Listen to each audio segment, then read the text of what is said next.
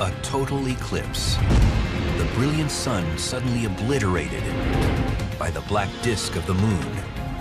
You can see this eyeball looking down at you. Both breathtaking and frightening, eclipses warn us of powerful solar storms that may fulfill an ancient prophecy of chaos on Earth in 2012. People would freak out. We wouldn't have refrigeration, we wouldn't have lights. Eclipses of distant stars are now revealing new planets, even other Earths. Some of them just popped right out at us. The search covers the entire universe, but it begins here on Earth as the sun hides its face in total eclipse.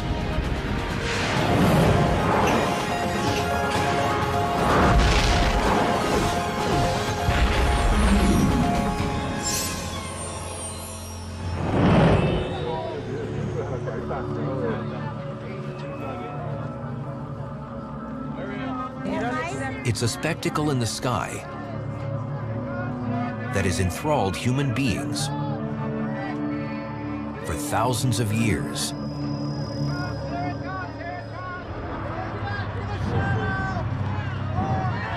A total eclipse of the sun.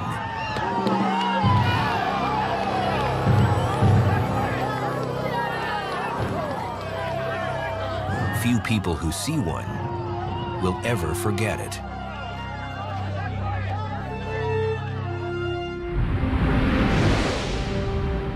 Personally witnessing a total solar eclipse in the flesh is an amazing, awe-inspiring, tremendously moving experience.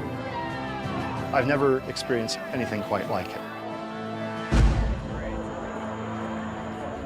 Some, like astronomer Glenn Schneider, are part of a subculture of globe-hopping eclipse chasers who will go anywhere, anytime to see an eclipse. It grips you because the sky has gone dark. Not as dark as midnight, but like a very deep twilight. And you can see this eyeball looking down at you. The black disk where the sun was is the silhouette of the moon. It's an experience that you can't believe it was only a minute or 2 minutes. It seems to have lasted a lifetime, and also just an instant.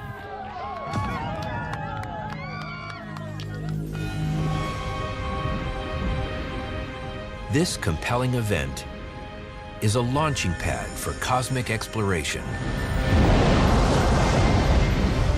solving a string of mysteries that have puzzled mankind for ages. What makes the sun disappear without warning? When does it happen? How can we predict it? Can we make it happen ourselves? Once understood, we find that each eclipse reveals something new about the universe. Even now, we're finding our newest eclipses around distant stars, revealing extrasolar planets, some perhaps twins to the Earth, with the potential for life.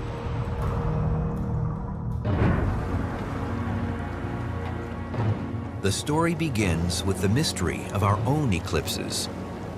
A sun suddenly vanishing in broad daylight. Visible since before recorded history, the ancients regarded eclipses with wonder and fear. The ancient people didn't understand physically what was going on during a solar eclipse. They would see a progressively bigger bite being taken out of the sun, as though some gods or dragons were eating the sun, mad at those people. So the people would beat pots and pans and yell and scream and sacrifice virgins and all sorts of things to appease the gods and scare the dragons away. And you know what? It worked every time.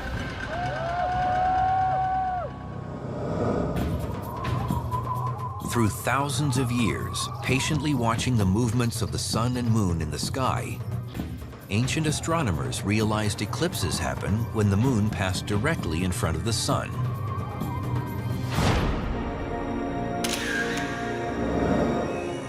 In time, scholars studied the patterns of eclipses, long enough to predict them.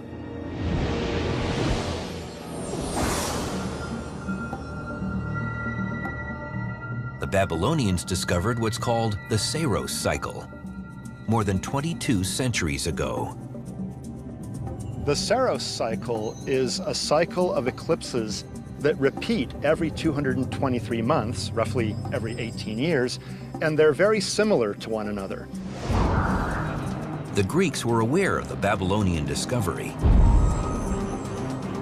as we've learned from the remarkable Antikythera mechanism, an ancient device found on a shipwreck under the Mediterranean Sea in 1901.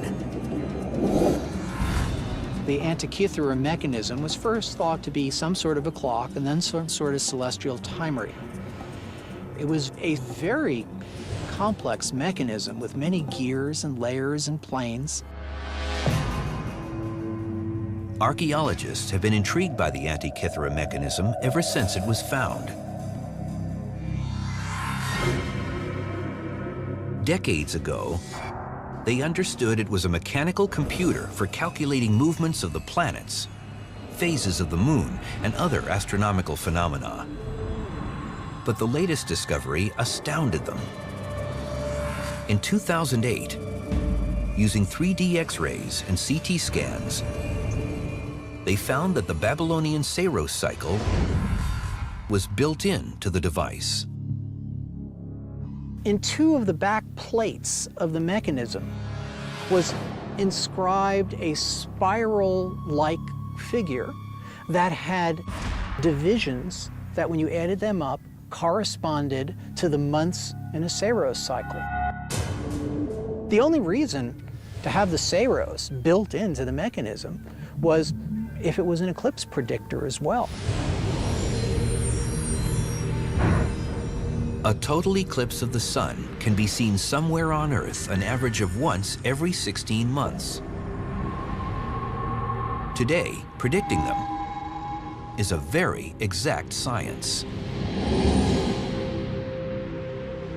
The next total solar eclipse to be visible from the United States will be on August 21st, 2017. But modern astronomers can do much better than supplying the date for an eclipse.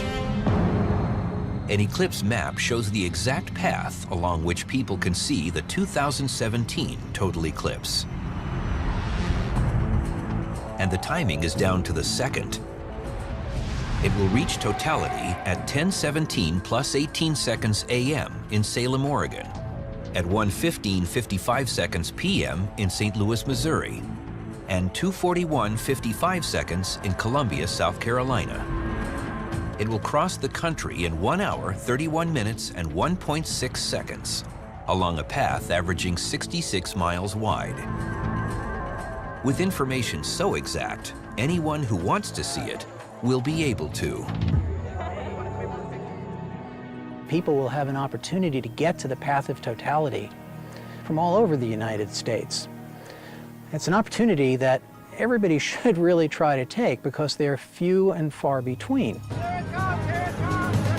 Apart from the spectacular visible picture, the blocked sun also gives viewers the chills, in a literal sense. During a total solar eclipse, the temperature can drop as much as 35 degrees. That, of course, is nothing compared to the temperatures in outer space, where all the action is taking place. How cold can the universe get? That's what Carlo of Boulder, Colorado wanted to ask the universe. So he emailed us, what is the current temperature of the universe? And why is it so cold? Carlo, that's a really cool question, if you'll pardon my pun. Here near the sun, we feel warm.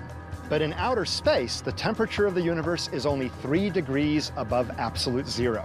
It's really cold. It's that cold because the universe can be thought of as an expanding gas, and it's been expanding and cooling for 14 billion years.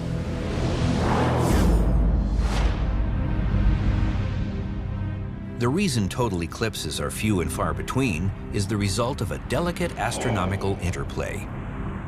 It depends on a moon that's an average of about 240,000 miles away and 1/4 the diameter of the Earth. To demonstrate just how difficult it is to get two objects to align just right to create an eclipse, I'm going to use this ping pong ball representing the Earth and this very small marble representing the moon. This is so small that I have to hold it in tweezers for you to be able to see.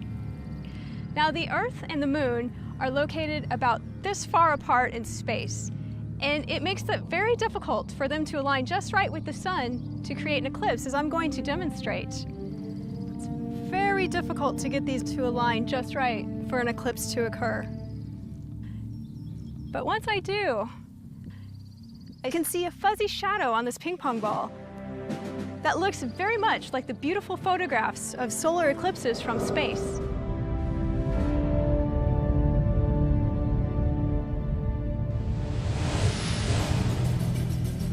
The large fuzzy part of the shadow is called the penumbra. If you're standing in the penumbra during an eclipse, the sun is not completely covered, and you see a partial eclipse. The small, dark central part of the shadow is called the umbra. If you're standing in it, the sun is completely covered, and you see the total eclipse. Because of the moon's motion in its orbit, the umbra moves across the Earth, tracing a clear line called the path of totality, the only place where a true total eclipse is visible. The width of the umbra is typically under 100 miles, so you really have to position yourself carefully in order to see a totally eclipsed sun. And seeing a 97 or 98% eclipse is nowhere near seeing a 100% eclipsed sun. You've got to be in the path of totality. There is much more to the eclipse phenomenon than just the sun and the moon. The story reaches across the universe, because eclipses do happen everywhere. An eclipse occurs whenever one object passes between us and another object, cutting off its light. Virtually all other planets with moons will also have solar eclipses, whether they occur here in our own solar system or around other stars across the entire expanse of space. But what can this eye candy of the cosmos teach us about the universe? How is it possible that a simple eclipse on the Earth can prove that the bizarre distortions of space and time predicted by Albert Einstein are essentially correct?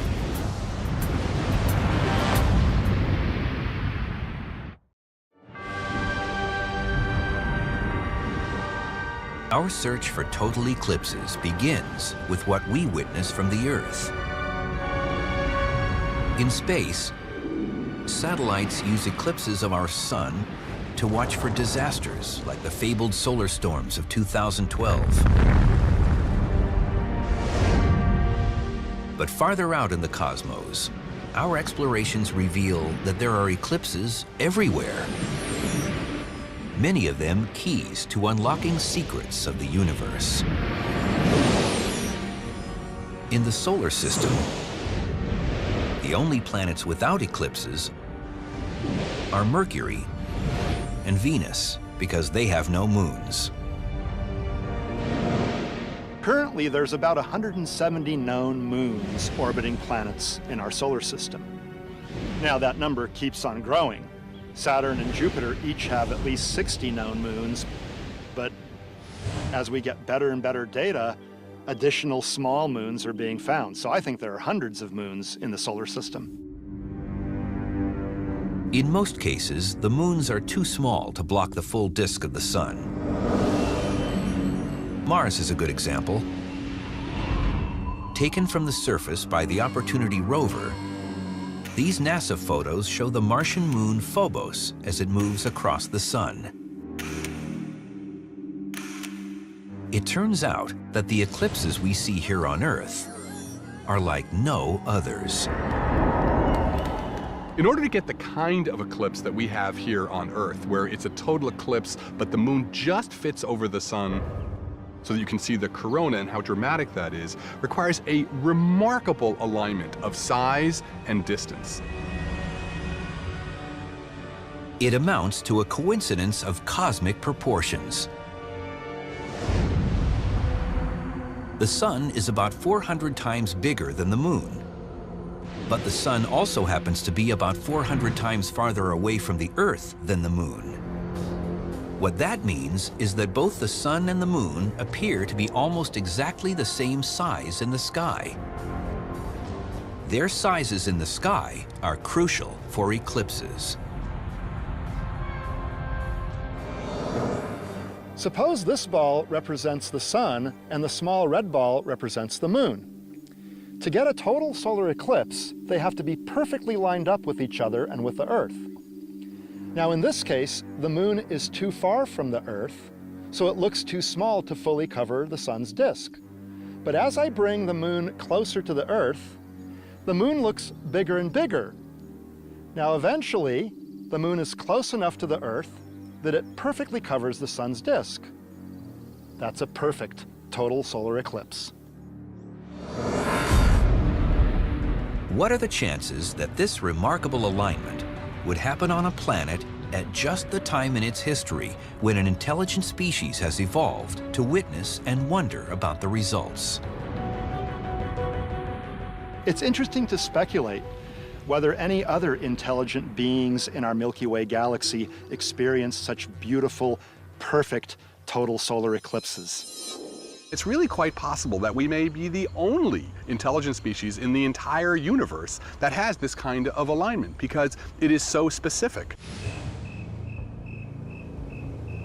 And while ancient humans once dreaded solar eclipses for hiding the sun, another kind of eclipse helped to answer what was once a fundamental question. Is the Earth flat or is it round? The puzzle was solved when the Earth and Moon went into a celestial role reversal. The result was a lunar eclipse.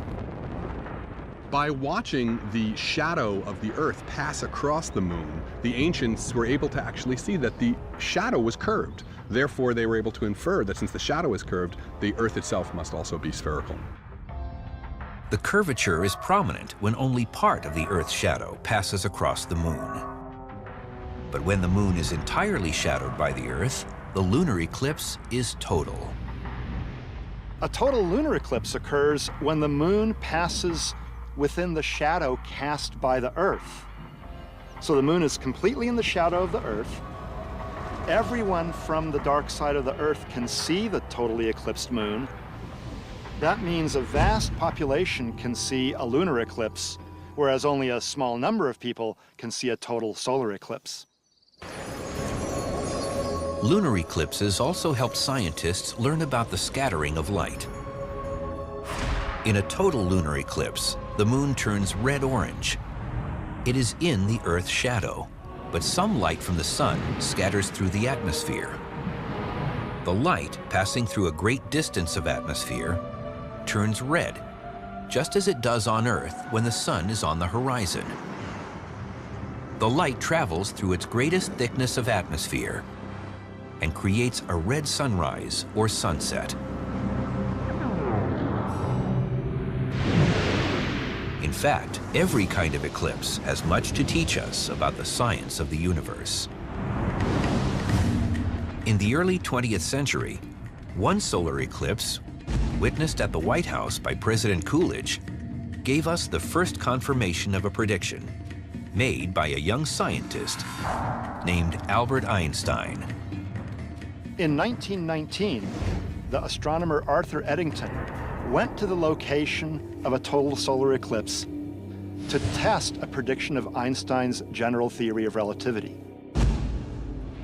In 1915, Einstein published his prediction that gravity causes space to curve, and the light from stars would bend following that curve.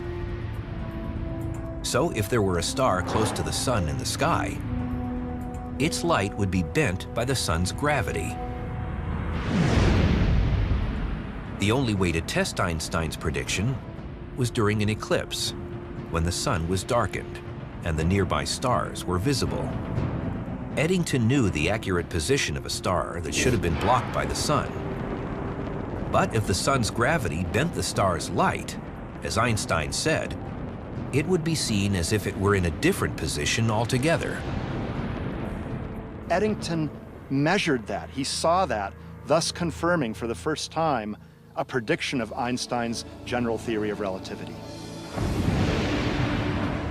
But the greatest scientific benefit of total solar eclipses is the view they give us of the sun's corona, which is otherwise invisible to us.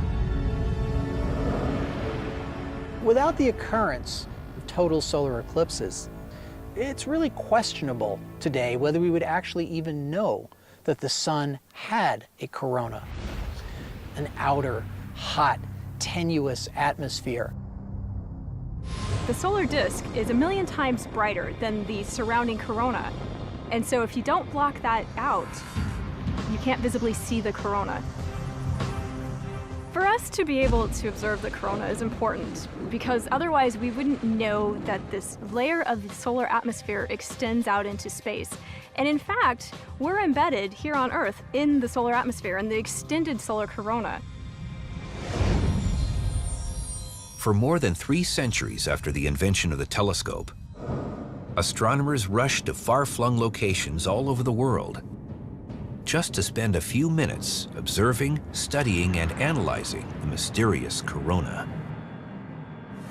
And it stayed that way until the technological leap that gave mankind the power to make its own eclipses.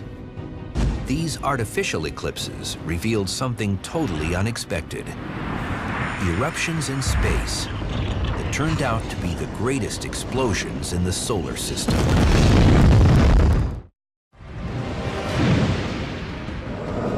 Eclipses of every kind have proven to be keys to unlocking many of the secrets scattered across the universe.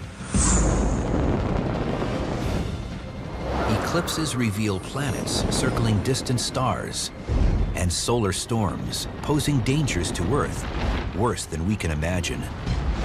The sun's threats are hidden in the corona, which appears on Earth only during a total eclipse.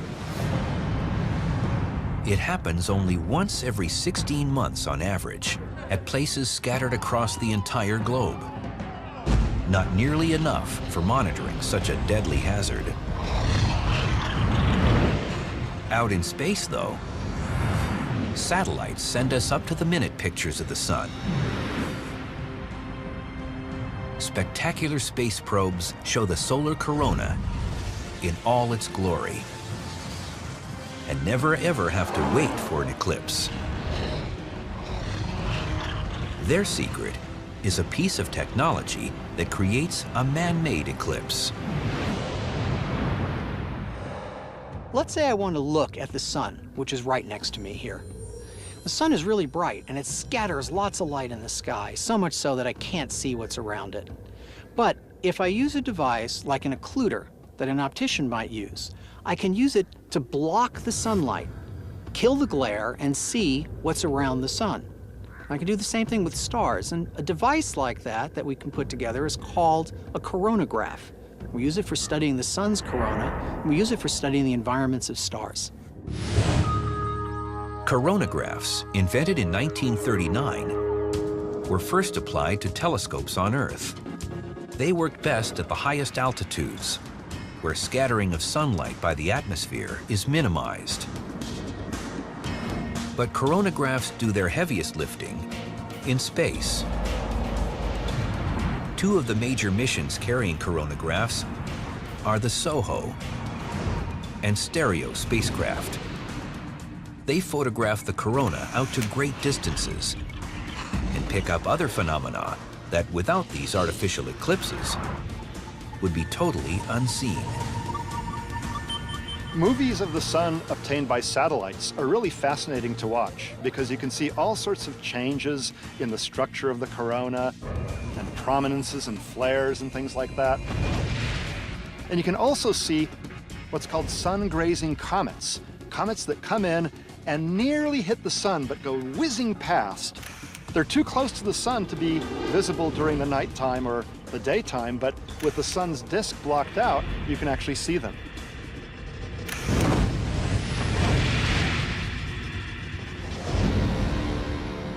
In 1971, A NASA satellite equipped with a coronagraph snapped these shots of something completely unknown. The grainy pictures revealed an explosion in the corona no one had ever seen before. In 1971, it was discovered with a coronagraph on a satellite that the sun sometimes undergoes what's called coronal mass ejections. Incredibly powerful explosions, like billions of nuclear bombs going off, that eject high-speed charged particles from the sun. The solar particles speed toward the Earth, where they cause the beautiful auroras, usually seen near the poles.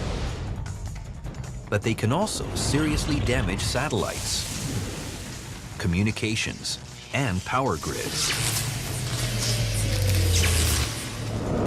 Coronal mass ejections, or CMEs, happen in the corona and are often linked to solar flares, which happen on the sun's surface. These are currently the most powerful explosions known in the solar system, approaching the power of 1 billion hydrogen bombs. Coronal mass ejections involve so much mass and magnetic energy moving away from the sun. They can be as wide as almost half of the sun, and it's like a large bubble of material and magnetic field moving away from the sun at over 4 million miles an hour.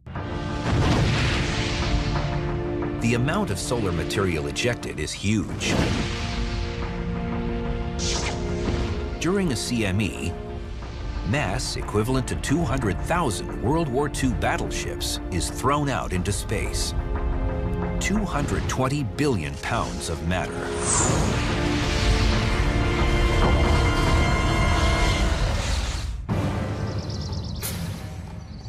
October 2003. A powerful series of CMEs erupts in the solar corona. One of the most intense in recent memory. It generates auroras seen as far south as Florida. It causes at least one power blackout on Earth and affects more than half of NASA's space missions. The SOHO solar satellite is briefly disabled, but records dramatic pictures of the event. In the satellite images, you can see the energetic particles hitting the detector, and it looks like there's a bunch of snow. So we can actually see the particles impacting the satellite itself.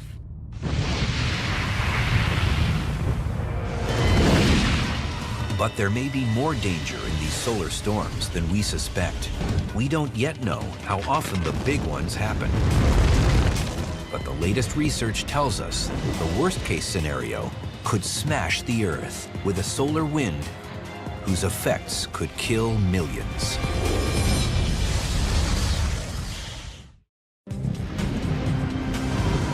Across the depths of the cosmos, whenever moons or planets cross paths with stars, the result is an often revealing and sometimes awe-inspiring spectacle of an eclipse.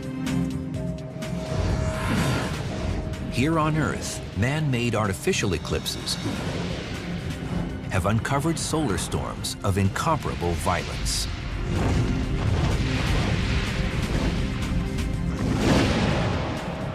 It is critical that we watch for coronal mass ejections, massive solar outbursts discovered using coronagraphs blocking out the disk of the sun.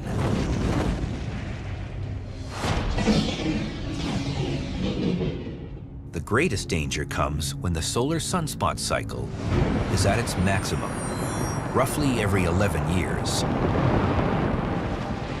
During the maximum of solar activities, there might be 2 or 3 coronal mass ejections per day, whereas during a minimum in the cycle, there might be only 1 per week. Scientists are on the lookout for the next solar maximum, which some believed would come in 2012. That happens to be the year the Mayan calendar comes to an end, which has given rise to widespread speculation about a global disaster in that year. In fact, it's now believed the coming solar maximum will be the weakest since 1928 and won't be reached until after 2012, although precise dating is beyond the realm of today's science. It is now predicted that the next solar maximum will peak in probably early 2014. Some people predict it will happen before that, but it's a sort of a moving target because we don't fully understand the solar cycle itself. Scientists have long suspected that a super CME, when it does happen, could be disastrous.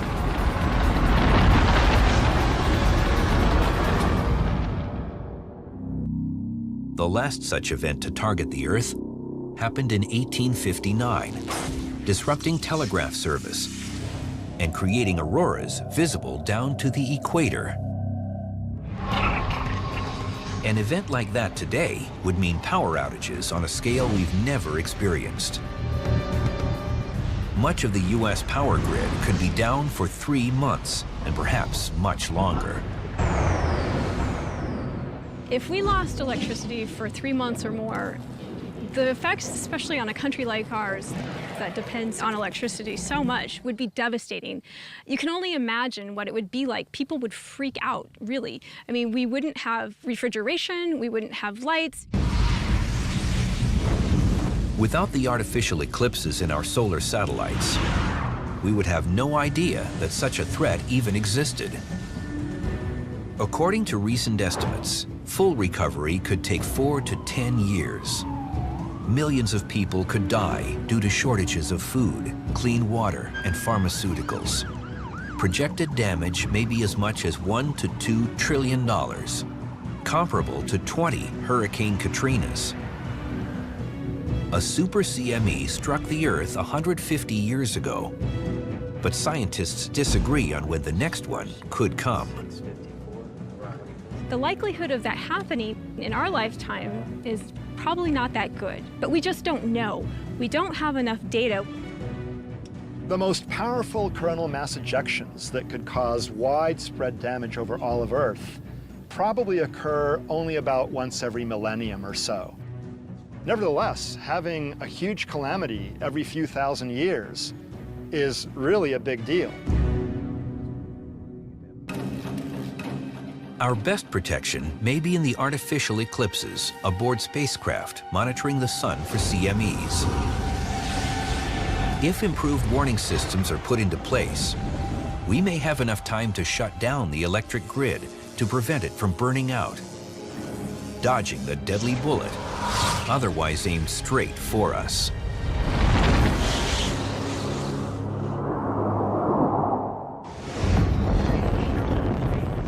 A coronal mass ejection may be the most spectacular phenomenon uncovered by eclipse science, but the universe is full of other eclipses, each one teaching us something else about the cosmos. Even a short hop into space, no farther than the moon, turns the tables on us as the Earth becomes the celestial body to eclipse the sun. Think about how important that Apollo 12 image was, where they turned the camera back towards the Earth and you could see the Earth eclipsing the sun. Those images from Apollo were really epoch-making for humanity. It gave us our first real sense of the Earth as being an object floating in space. Farther out, the Cassini space probe looks at Saturn, virtually black, surrounded by backlit rings as it blocks out the disk of the sun nearly 1 billion miles away. A very different view of our own moon eclipsing the sun comes from the Stereo B spacecraft. From deep space, the moon appears much smaller, and it crosses the sun's disk in what's called a transit. This kind of eclipse may be pivotal in answering our questions about who else may be out there in the universe. What makes transits so important is it's one of our ways of actually discovering what are called extrasolar planets, planets orbiting other stars.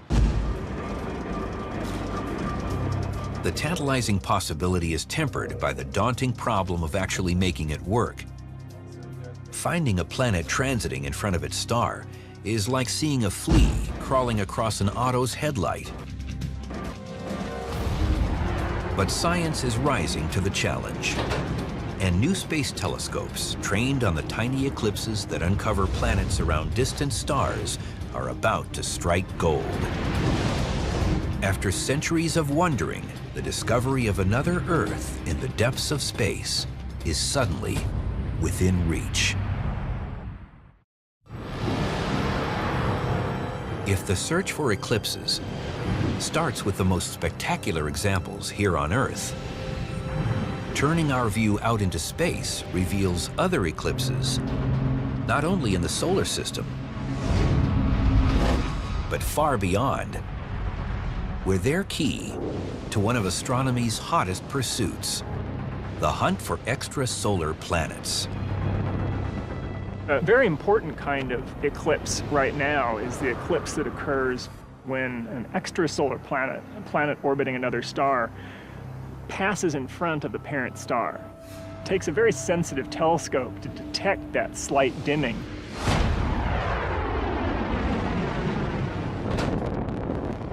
The most famous telescope project right now is the Kepler Space Telescope that is out there in space looking at over 100,000 sun-like stars and watching over a period of years for the transits of actually Earth-like, Earth-sized planets going in front of those stars.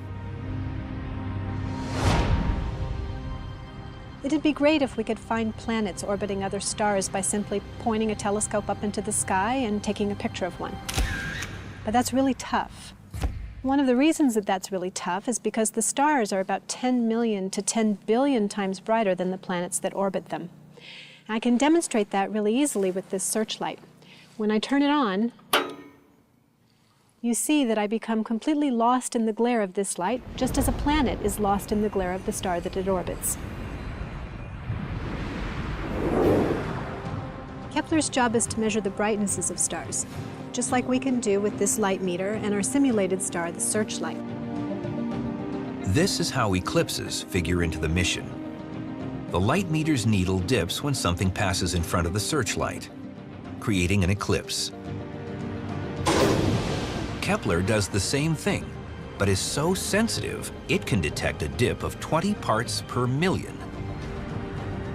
Kepler is capable of detecting an Earth-sized planet around a sun-like star in the habitable zone. So a real Earth-Sun analog, that's what Kepler is capable of doing, and it's the first mission that's capable of doing exactly that. Kepler is trained on an area of the galaxy containing about 150,000 stars. And it monitors every one of them constantly, measuring each star's brightness every 30 minutes, hoping to detect those minute eclipses caused by planets around some of them. Just a small fraction of them will be in the right position for us to see their planetary transits.